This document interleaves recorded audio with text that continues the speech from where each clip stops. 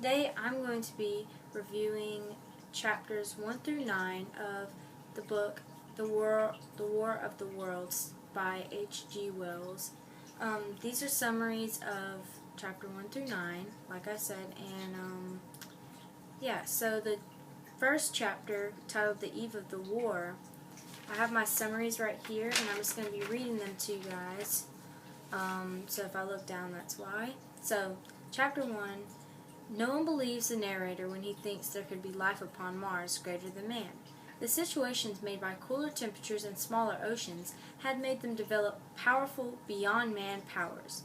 In 1894, the Martians figured out space travel. The view at Earth looked like flaming gases rushed out of a gun. This is when the narrator meets Ogilvy, an astronomer who is very interested in this Chapter case. 2, titled The Falling Stars, is like this. The Martians land and the news is making its way around.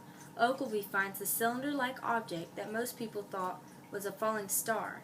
He soon finds out there is something living inside. Chapter 3, on Horsell Common. This is when the narrator arrives at Horsell Common, which is where the mysterious cylinder is. However, Ogilvy and Henderson had left to eat breakfast. Well, the narrator soon gets bored with the cylinder and goes home. A whole bunch of men, including Ogilvy and Henderson, are excavating the weird thing from the hole. Chapter 4, titled The Cylinder Opens. Ooh, scary.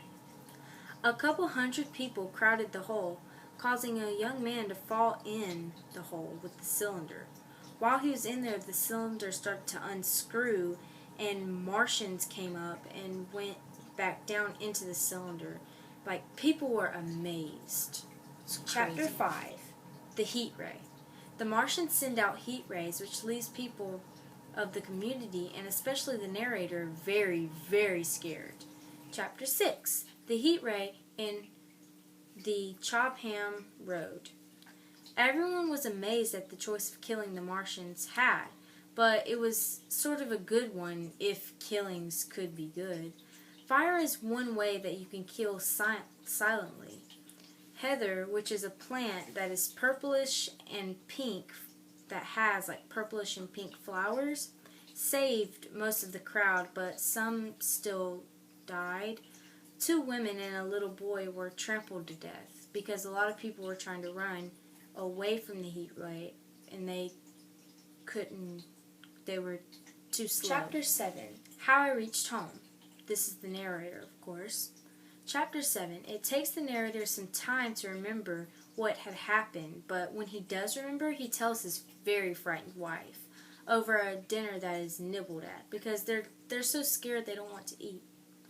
As he starts thinking more, he's not as afraid because he thinks they were doing it out of fear.